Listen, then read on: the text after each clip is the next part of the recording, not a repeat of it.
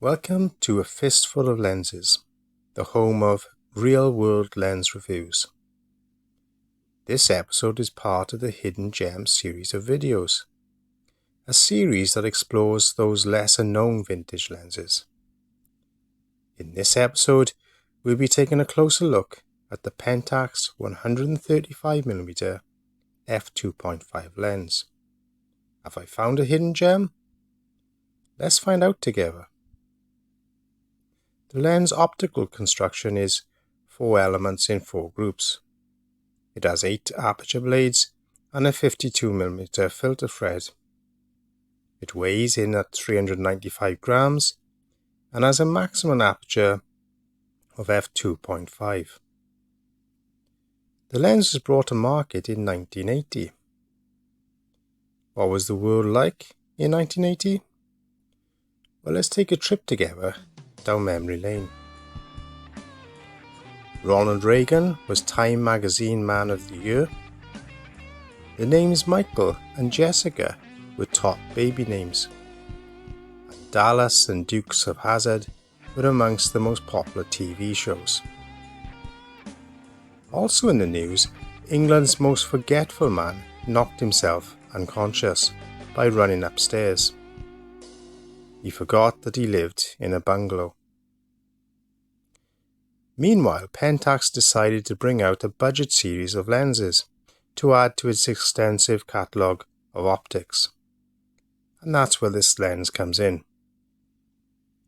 This is a lens that has very mixed reviews, some good, some bad, so I'm eager to find out for myself.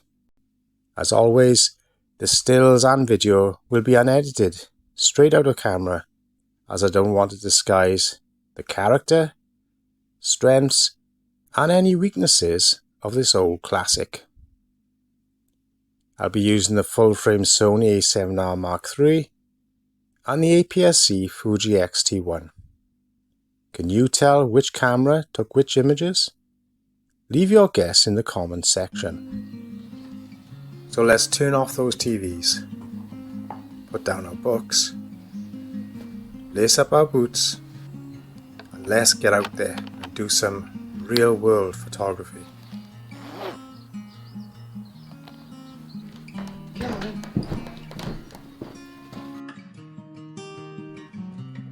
So as we look at a series of black and whites, let's give a bit of background about the Pentax company.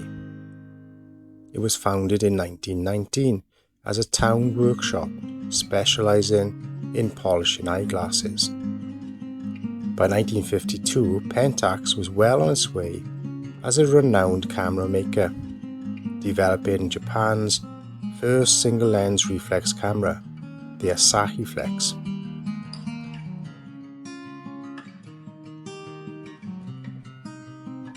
So by the time this lens was manufactured, Pentax had a long history in producing optics. But what about this particular lens?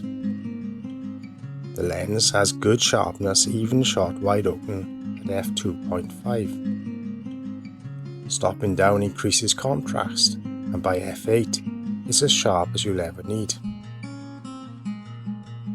The black and white show a beautiful tonal range, with good contrast, especially when stopped down beyond f4. But what about those Pentax colours? When I've reviewed other Pentax lenses, I've been impressed with the way they render colour. But those were optics with a strong reputation. What about this 1980 budget lens that has a mixed reputation? Well, I can't find anything negative to say about the way it renders colours. Colours are strong and have some punch to them. Not overly saturated, but with good contrast. And they have a beautiful naturalness to them. I feel that Pentax has brought over their strength in this area to this lens. And again, it is sharp even wide open. That is, if you nail focus. Of course, at f2.5 on a 135mm manual focus telephoto lens, that can be a bit of a challenge. And without those super multi-coated coatings, the lens can exhibit ghosting when the light catches the front element. But this is rarely a problem if you use the built-in lens hood. And what about the bokeh? Well, usually it is quite pleasing, but occasionally it can appear a little busy. But the quality of bokeh is a very subjective subject and is more a matter of personal taste. So why are there such contrasting views on this lens? One thing to bear in mind is that vintage lenses have far more variance between copies. Also, this particular model of lens was manufactured in Taiwan and Japan. Japanese variants have a better reputation for sharpness. And there's also the condition of the lens to take into consideration. What sort of life has it experienced? How has it been stored, etc. So what's my conclusions about this 40-year-old Pentax lens that seems to divide so much opinion? Get a good copy at a reasonable price and you can't go wrong. You could be getting yourself a true hidden gem.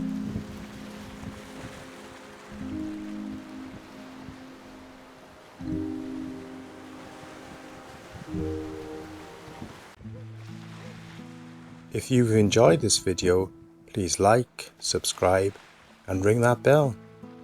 And then who knows, you might see me out there in the real world, snapping away happily with my Pentax 135mm f2.5 lens. Until next time, bye for now.